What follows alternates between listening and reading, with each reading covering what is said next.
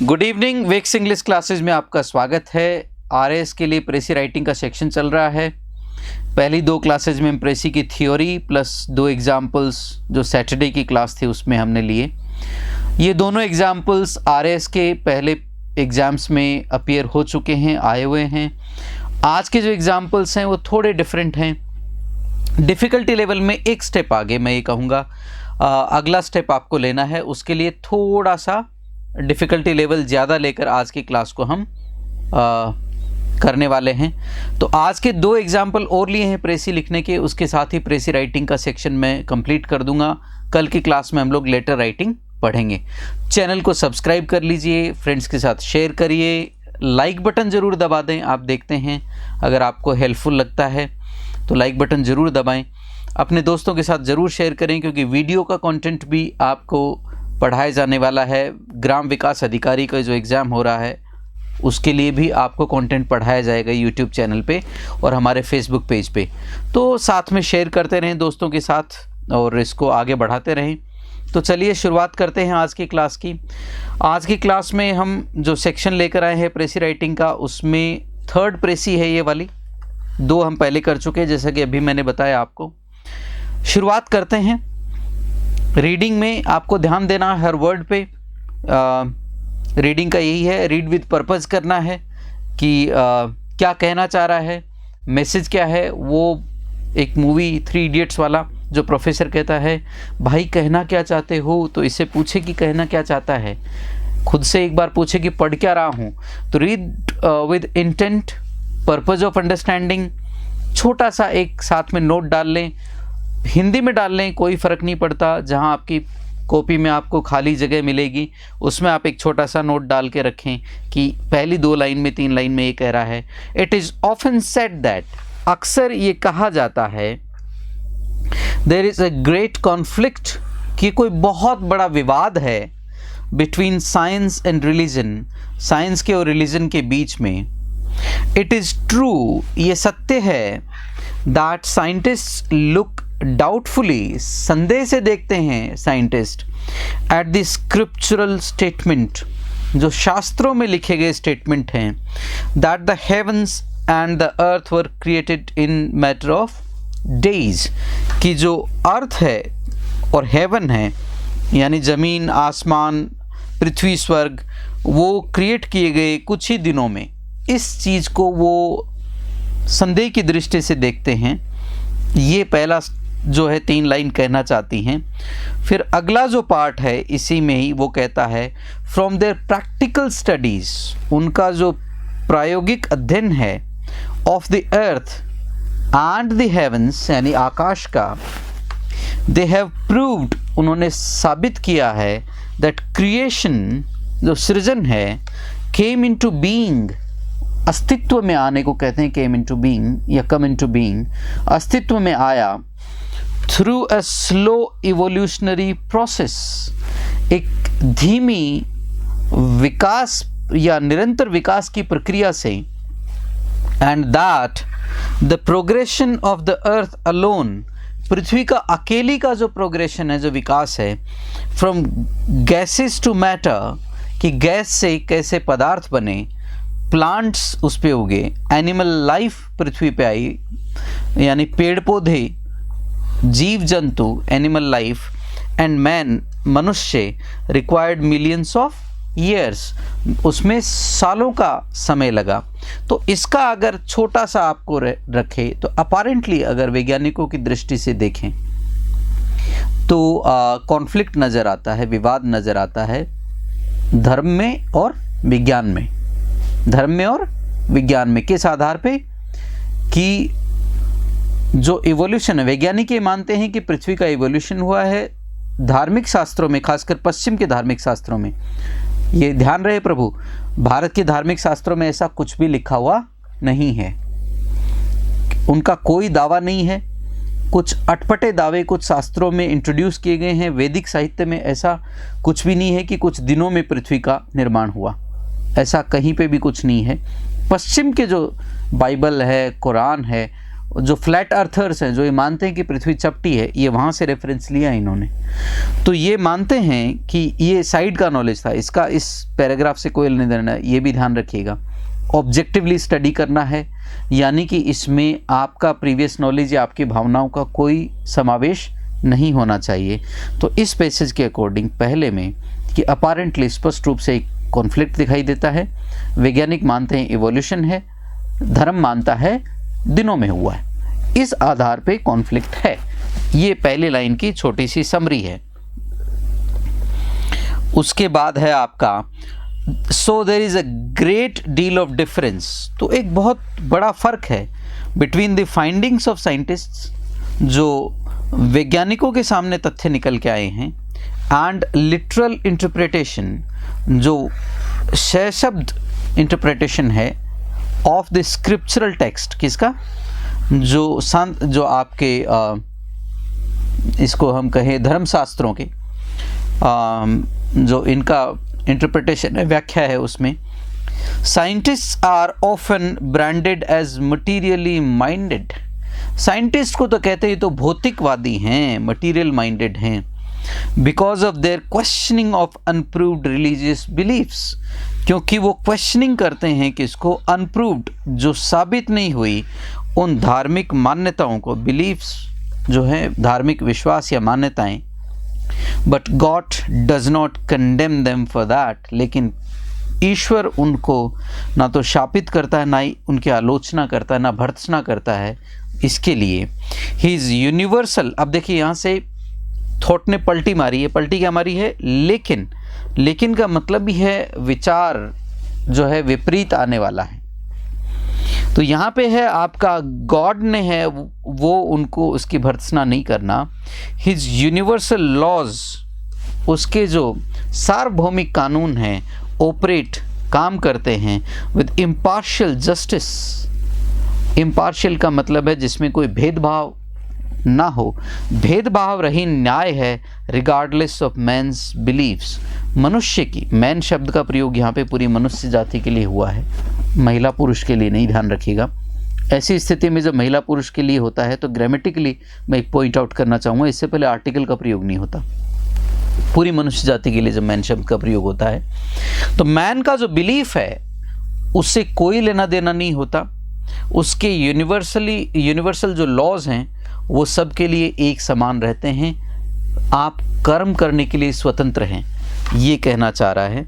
उसके बाद है इन दिस सेंस, इस सेंस में God is not respecter of persons but respecters of law. इस मसले में ईश्वर व्यक्ति का सम्मान नहीं करता, लॉ का सम्मान करता है, कानून का, नियम का। He has given us free will, उसने हमें फ्री विल दी है, मतलब हम चुनाव कर सकते हैं। And whether we worship him और नॉट, हम उसकी पूजा करें नहीं करें, हम अपनी फ्री विल एक्सरसाइज करने के लिए स्वतंत्र हैं according to universal laws. If we respect his laws we shall receive the beneficial results of such regard. अगर हम उन लॉज का सम्मान करते हैं तो जो उसके बेनिफिट्स हैं उनको वो हमें स्वतः मिल जाते हैं। सो वेदर और नॉट दे आर गॉडलेस और making their efforts for material gain, इससे कोई फर्क नहीं पड़ता कि वो गॉडलेस हैं यानी वो नास्तिक हैं या वो अपने प्रयास किसी मटीरियल गेन के लिए, भौतिक कामना के लिए कर रहे हैं, उससे कोई फर्क नहीं पड़ता। Those scientists whose research is uncovering more and more God's laws, वो साइंटिस्ट जिनकी रिसर्च अनकवर कर रही है, सामने लेकर आ रही है ज़्यादा से ज़्यादा ईश्वर के नियमों को, प्राकृतिक सिद्धांतों को, प्रकृति के सिद्धांतों को, आर ननदलेस का मतलब however, working in cooperation with him, उसी के कोऑपरेशन में काम कर रहे हैं। हिम यहाँ पे कैपिटल में लिया है, गॉड के लिए है, ध्यान रखिएगा। To do some good for the world, वो उसी के कोऑपरेशन में काम कर रहे हैं। अगर उसके लॉज को अनकवर कर रहे हैं क्वेश्चन करके, कैसे भी, आप तो बिलीफ मान लेते। देखिए रिलीजियस आदमी कहता है हाँ ऐसा है, वो मानता है, वो जानता नहीं है। वैज्ञानिक कहता है मैं नहीं मानता बिना जाने, तो I am trying to know things. तो वो उसके लॉज को अगर जानने का प्रयास कर रहा है एक्सपेरिमेंट के थ्रू या किसी भी तरीके से, तो उसी के कानूनों का सम्मान कर रहा है, उसी के कोऑपरेशन में काम कर रहा है। Law governs everything in the universe. जो लॉ है, जो नियम है यूनिवर्सल, वही हर चीज़ को गवर्न करता है। Yet most people have never tried to apply the scientific law of experimentation. ये होने के बावजूद ज़्यादातर लोगों ने कभी कोशिश नहीं की अप्लाई करने की ये साइंटिफिक लॉ को एक्सपेरिमेंट के एंड रिसर्च के। किसके लिए? टू टेस्ट, ये टेस्ट करने के लिए द रिलीजियस डॉक्ट्रिन्स। जो रिलीजियस डॉक्ट्रिन्स हैं, मान्यताएं हैं, धार्मिक मान्यताएं, उनको कभी साइंस की तरह उन्होंने एक्सपेरिमेंट नहीं किया। यानी साइंस में और धर्म में क्या है? धर्म सिर्फ बिलीफ को मानता है, साइंस जो है वो एक्सपेरिमेंट करता है। दे सिंपली बिलीव, वो वास्तव में मानते हैं, जानते नहीं हैं। Thinking it impossible to investigate and prove the scriptural texts. वो ये मानते हैं कि जो शास्त्रों का टेक्स्ट है उसको इन्वेस्टिगेट करना बियॉन्ड ह्यूमन कैपेसिटी के बाहर की बात है। तो ये कुछ चीज़ें हैं। तो यहाँ पे इसकी समरी क्या कहती है? इसकी समरी अगर सिंपली हिंदी में हम देखें, ऊपरी स्तर पे आपको कॉन्फ्लिक्ट नज़र आता है क्योंकि साइंटिस्ट क्वेश्चन करता है, जो रिलीजियस है वो बिलीव करता है। ये एक इस वजह पे, और उन पे ब्लेम किया जाता है मटेरियल गेन के हैं। लेकिन एक बात ये भी तो है, यहाँ पे एक थॉट नई निकल के आती है जो पैराग्राफ अगले में, कि ईश्वर के कुछ यूनिवर्सल लॉज हैं, वो सभी के लिए समान हैं। ईश्वर आप उसकी पूजा करते नहीं करते उनके आधार पर डिस्क्रिमिनेट नहीं करता। अगर कोई वैज्ञानिक एक्सपेरिमेंट के थ्रू अगर उनको जानने का प्रयास कर रहा है तो गॉड उसमें इम्पार्शियल है, आप फ्री विल अप्लाई होती है। अगर वो जानने की कोशिश करता है तो उसी के नियमों को जान रहा है और उसी के नियमों का अच्छा फल प्राप्त करता है। ये एक इसका विचार है। फिर लास्ट में फिर वही कॉन्ट्रास्ट आ जाता है। अंत में ये कहना चाह रहा है कि जो बिलीवर्स हैं और जो रैशनल्स हैं उनके बीच में यही फ़र्क है कि बिलीवर मानता है कि इम्पॉसिबल है इनको इन्वेस्टिगेट करना, और जो एक साइंटिस्ट है वो कहता है कि लेट्स सी, हो सकता है सत्य हूँ, हो सकता है असत्य हूँ, एक बार एक्सपेरिमेंट करके देख लेते हैं। ये दोनों में डिफरेंस है। तो ये आपका एक पार्ट है 257 वर्ड्स के आसपास का, आपका 257 एग्जैक्टली, नॉट आसपास का, वर्ड्स का ये आपका पैराग्राफ है या टेक्स्ट है। इस टेक्स्ट का जो आपको प्रेसी लिखना है वो 85 वर्ड्स में लगभग लिखना है। तो देखिए अपन कितने में समाप्त कर पाते हैं। एक प्रेसी में इसका लिख कर लाया हूँ। टाइटल आपको है जो है वो दिया हुआ है, conflict between science and religion. आप इसको ऐसे भी लिख सकते हैं या इसको हटा के साइंस एंड रिलीजन भी आप दे सकते हैं। बट अगर आप कॉन्फ्लिक्ट की बात करेंगे तो क्योंकि कॉन्फ्लिक्ट को ही ज़्यादा हाईलाइट किया गया है, वो इंक्लूड करेंगे तो इट इज़ बेटर। तो ये आपका एक पार्ट है जिसको हम पढ़ रहे हैं। तो चलिए शुरुआत करते हैं।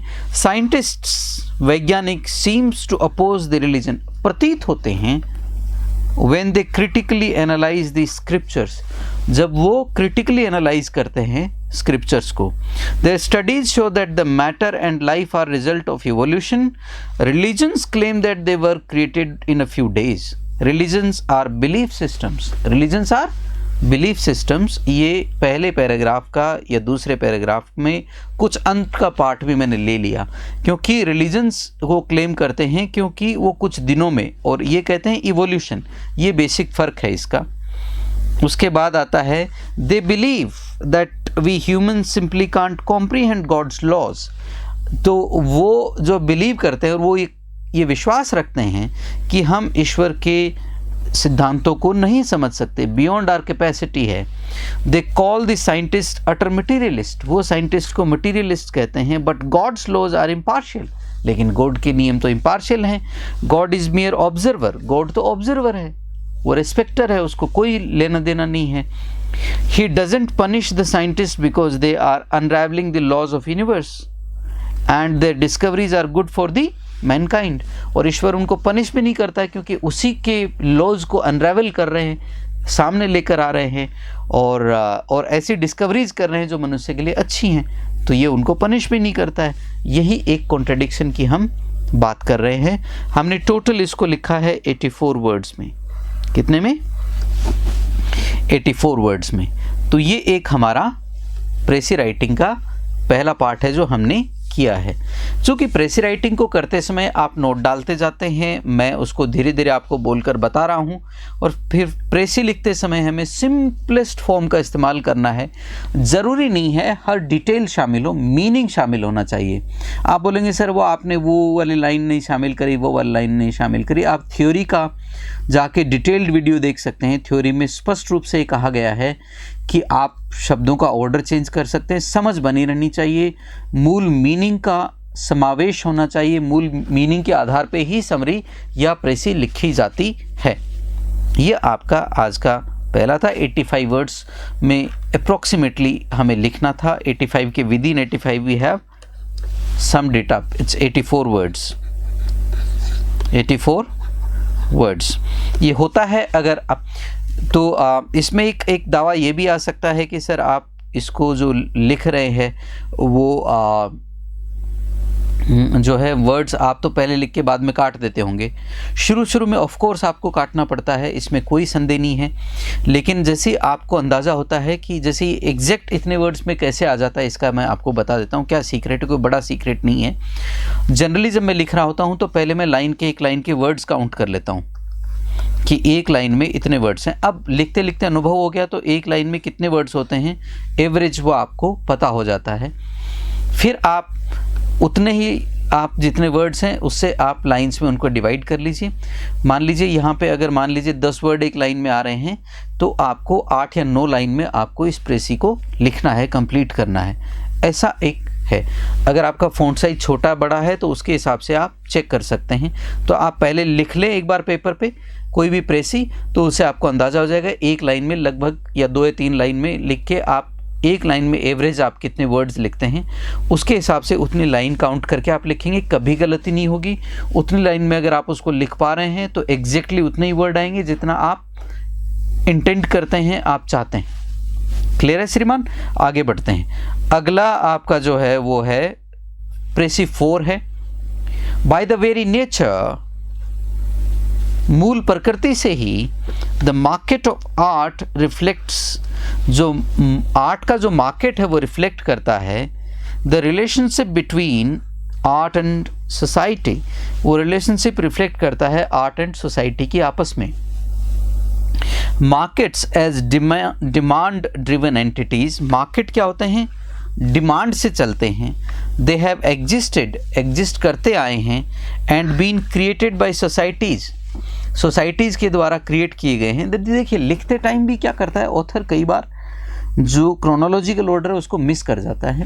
देखिए एग्जिस्ट करते हैं, क्रिएट किए, तो क्रिएट करने से पहले तो एग्जिस्ट नहीं किए होंगे ना, तो इसको ऐसे भी लिख सकते थे लिखने वाले। लेकिन ठीक है, जो ऑथर लिख रहा है उसको उसी टेक्स्ट को हमें लेना है, हमारे पास कोई चॉइस नहीं है।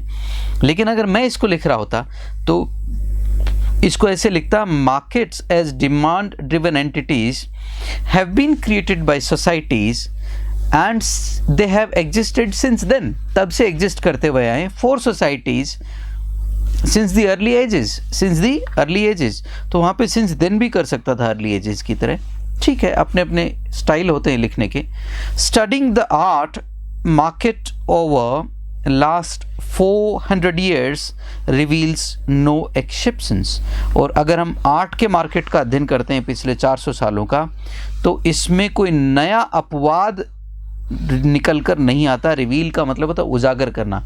ये कोई नया अपवाद उजागर नहीं कर रहा है। तो पहले पैराग्राफ का अर्थ ये है कि मार्केट की स्टडी जो है वही कला और समाज का, जो मार्केट और समाज का संबंध है वही कला और समाज का संबंध है। इनमें डायरेक्ट कोरिलेशन है, यही कहना चाह रहा है। और अगर हम अध्ययन करते हैं 400 सालों का तो कोई एक्सेप्शन निकल के नहीं आता। तो बात तो वही हुई। आखिर में कहना ये चाह रहा है कि जो आर्ट का और मार्केट का संबंध है वही मार्केट और सोसाइटी का संबंध है। इनके बीच में एक डायरेक्ट कोरिलेशन है, ये कहना चाह रहे हैं। ठीक है, डन। आगे बढ़ते हैं श्रीमान। अगला है the art market has evolved. Art market evolve हुआ है। इवॉल्व का शब्द का अर्थ होता है क्रमिक विकास। क्या होता है इसका अर्थ श्रीमान? इसका क्रमिक विकास हुआ है विथ चेंजिंग रिलेशनशिप, संबंध बदले हैं बिटवीन आर्ट एंड सोसाइटी। तो आर्ट एंड सोसाइटी के जैसे जैसे संबंध बदले हैं वैसे वैसे जो इसके जो आर्ट के जो मार्केट है वो उसमें भी परिवर्तन आए हैं। तो ये कहना चाह रहा है कि जैसे जैसे समाज का और कला का संबंध बदला है वैसे वैसे ही कला के बाजार का संबंध भी कला से बदला है। An integral part of this relationship, इसका एक अंतर्निहित पार्ट जो है इस संबंध का, in turn the relationship between artist and the society. तो यही अगर है फिर वही बात लिख रहा है कि जो कलाकार का और समाज का वो संबंध है वही कला का और बाजार का संबंध है, ये कहना चाह रहा है। तो समअप तो इसने पहले पैराग्राफ में कर दिया। अब जो कहेगा वो मूल रूप से इस पार्ट का सपोर्टिंग आर्ग्यूमेंट आएगा, कुछ नया आने वाला आगे है नहीं, क्योंकि इतनी ट्रांसपेरेंट थीम इसने एक ही बात को 3 बार घुमा के लिख दिया तो वो सामने आ जाती है। ड्यूरिंग द रेनेसॉन्स या रेनेसॉन्स जिसको यूरोप का पुनर्जागरण काल कहा जाता है, एंड बैरोक पीरियड भी एक दौर को कहा जाता है यूरोप में। The artist was regarded, artist को रिगार्ड किया जाता था एज क्राफ्ट्समैन के लेवल में इसको रखते थे। क्राफ्ट्समैन कौन कौन होते हैं? Being on the societal level, समाज के स्तर में, एज कारपेंटर्स जो बढ़ई का काम करते थे उनको, गोल्डस्मिथ जो सोने का स्वर्णकार थे, एंड गिल्डर्स वो होते थे जो सिक्कों की ढलाई का काम करते थे, ये ढलाई का काम करते थे। तो जैसे ढलाई का काम करने वाले जो बढ़ई का काम करने वाले आयरन स्मिथ का इसने नहीं दिया, वो भी दे सकता था एग्जाम्पल। लोहे का काम करने वाले या गोल्ड स्मिथ जो काम करते थे उन्हीं के समकक्ष इनको रखा जाता था, कोई विशेष फर्क नहीं होता था according to his theory.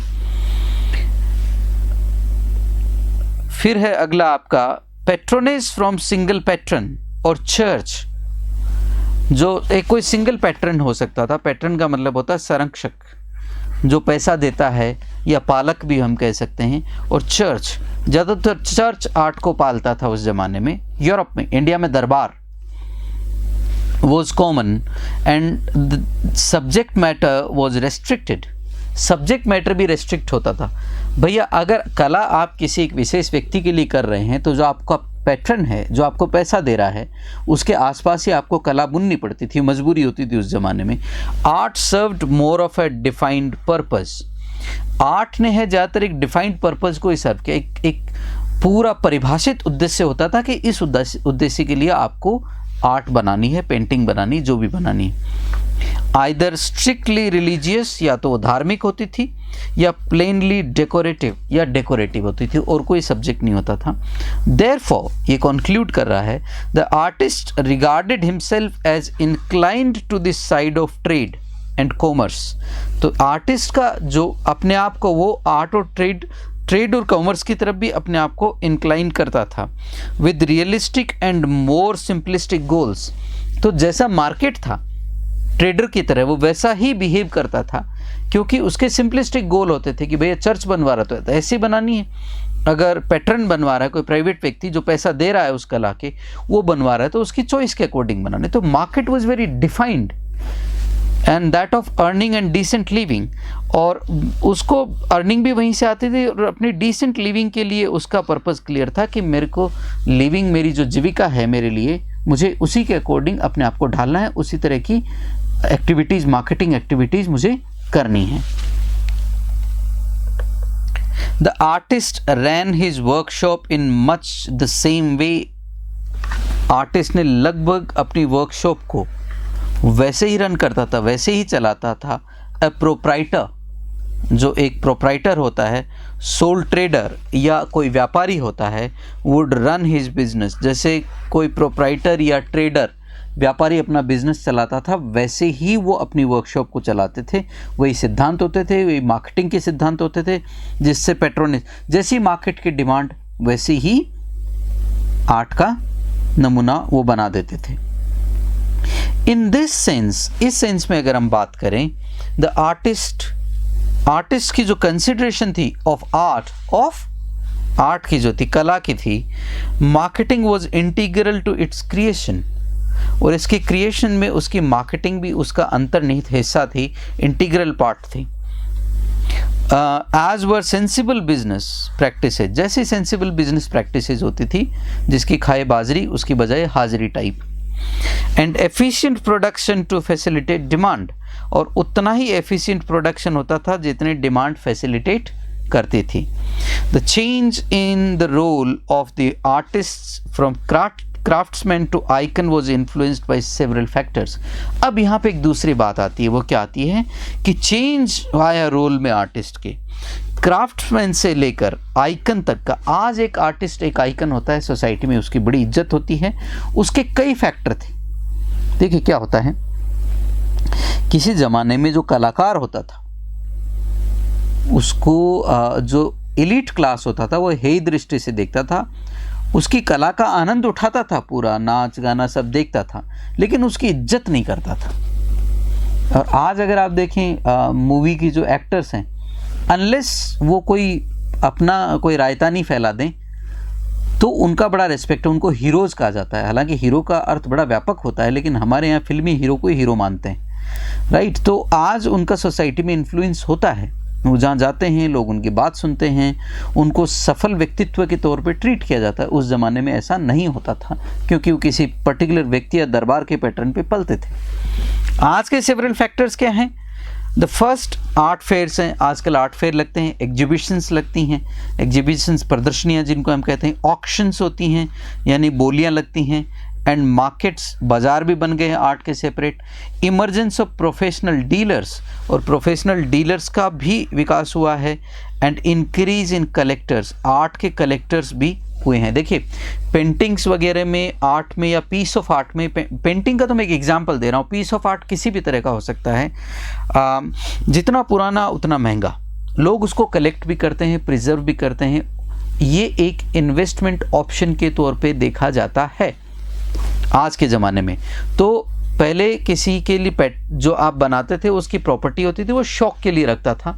Religious जो पैटर्न होते थे वो रिलीजियस सब्जेक्ट के लिए, admiration of God, this and that, जो चर्च जो पेंटिंग बनवाता था उसी सब्जेक्ट पे आधारित होते थे। लेकिन अब मार्केट इवॉल्व हुआ है, लोग इसको एज अ कमोडिटी ट्रीट करते हैं मार्केट में, और कमोडिटी के तौर पे अगर कमोडिटी है तो उसमें इन्वेस्ट किया जा सकता है। तो वैसे ही इसका इवोल्यूशन हुआ है। उसी की वजह से आज जो कलाकार है उसकी डिसेंट अर्निंग है, उसकी अच्छी इनकम है, और उसको आइकन के तौर पे ट्रीट किया जाता है। These factors help lead to gradual commodification, gradual commodification हुआ है ऑफ आर्ट, कला का, टू द एक्सटेंट, इस तरह तक वी सी टुडे, जिसको हम आज इस रूप में देखते हैं। Whereby it is impossible, ये असंभव है, to comment on significant art work, किसी भी सिग्निफिकेंट आर्ट वर्क के ऊपर, without mentioning its monetary value, अगर जब तक हम उसकी मॉनेटरी वैल्यू अगर हम उसमें नहीं देंगे, पैसे की कीमत के आधार पे उसको नहीं आंकेंगे, तब तक इसमें कोई भी ऐसा इसको जो है उसको सिग्निफिकेंस या उसको महत्व को नहीं दर्शाया जा सकता। ये आपका आज का अपना पैराग्राफ है, 264 वर्ड्स में लिखा गया है। चूँकि 264 वर्ड्स में लिखा गया है तो इसका 88 वर्ड्स के लगभग आना चाहिए। सो लेट्स सी कितने में लिख पाते हैं। The changing relationship between art and society, तो आर्ट एंड सोसाइटी भी आप दे सकते हैं, आर्ट एंड सोसाइटी के बीच का बदलता हुआ संबंध, ये भी आप लिख सकते हैं। दोनों मैंने इसको रिमूव कर दिया है, यहाँ पे इसको इंक्लूड भी कर सकते हैं अगर आप संतुष्ट हैं तो, इतना भी लिखते हैं तो भी ओके है।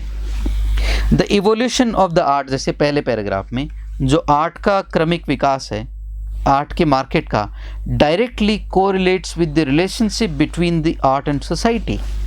तो जो मार्केट का कोरिलेशन है और आर्ट और सोसाइटी का जो आपस में है, वो दोनों का जो इवोल्यूशन है उसमें डायरेक्ट सह संबंध है, सीधा सीधा सह संबंध है। Society created the market and it's demand drives the market, the art market, या मार्केट, जो सोसाइटी ने मार्केट क्रिएट किया और जो डिमांड है सोसाइटी की वही मार्केट को ड्राइव करती है। जैसी सोसाइटी की डिमांड वैसा ही बाज़ार। तो ये यहाँ पे हमने पहला पैराग्राफ का जो थीम है वो यही है कि जैसा पहले मार्केट था आर्ट का वैसी आर्ट डेवलप हुई, वैसे अब जैसा मार्केट है वैसी आर्ट अब डेवलप हो रही है। तो समाज का और कला का वही संबंध है जो मार्केट का और समाज का संबंध है, ये कहना चाह रहा है। The art was created only for decorative and religious purposes, पहले डेकोरेटिव और रिलीजियस पर्पजेस के लिए होती थी। During the renaissance and baroque periods, ये यूरोपियन संदर्भ में लिखा गया है इसलिए उसी का हम ले रहे हैं।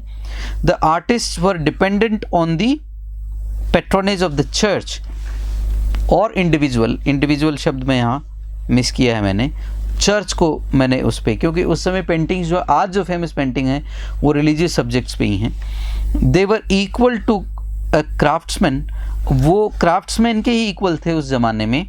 दे created and marketed the art to earn their living, वो क्रिएट करते थे, अपनी लिविंग को, जीविका कमाने के लिए ही अर्न करते थे उस ज़माने में। With the advent of marketing activities, जितनी भी आर्ट फेयर है, एग्जीबिशन है, ये मार्केटिंग एक्टिविटीज़ हैं सर। तो इनको मार्केटिंग एक्टिविटीज़ के साथ हमने जोड़ा है यहाँ पे। With the advent of marketing activities run by dedicated professionals, जिसको डेडिकेटेड, समर्पित जो हैं प्रोफेशनल लोग, पेशेवर लोग रन करते हैं। Art is now A commodity, art एक कमोडिटी है। And the artist have become icons, और आर्टिस्ट जो हैं वो आइकन बन गए हैं। मेरे जो आपके बोर्ड में पीछे दिखाई देता है, this word is become icons. तो ये हमने एग्जैक्ट 88 वर्ड में फिनिश कर लिया। ऐसा कोइंसिडेंस है, ये कोई मास्टरी नहीं है। मैंने लिखते टाइम भी नहीं सोचा था कि एग्जैक्ट 88 में, टारगेट था 88 से नीचे रखने का, लेकिन ये बाय चांस ये 88 वर्ड में ही समाप्त हुआ है। So this is not something intentional, by chance ये एग्जैक्ट वर्ड में समाप्त हो गया। तो जैसे जैसे आप प्रैक्टिस करते हैं तो कई बार ऐसा भी आ सकता है समय जब आपके डॉट जितना वर्ड लिखना चाहते हैं उस पर भी एंड हो सकता है, पॉसिबिलिटी है, प्रोबेबिलिटी है, ये कोई बड़ा काम नहीं है। तो ये आपका आज का हमारा क्लास था। आज की हमारी जो है प्रेसी राइटिंग का 2 पैराग्राफ हमने लेकर प्रेसी लिखी है। I hope you enjoyed it. अपने दोस्तों के साथ शेयर करें, सब्सक्राइब करें, बेल आइकन को हिट कर दें। ये रिचुअलिस्टिक मुझे कहना होता है, क्योंकि आप सब्सक्राइब करेंगे, आप इसको लाइक करेंगे, लाइक बटन तो ज़रूर दबा दें, तो हमारे आगे चैनल को लिफ्ट मिलता है, ज़्यादा से ज़्यादा लोगों तक ये पहुंचता है, आपके साथियों तक पहुंचता है, तो सभी का, सोसाइटी का बेनिफिट होता है। तो ये आज के लिए इतना ही। Thank you so much. नमस्कार। May God bless you all. धन्यवाद।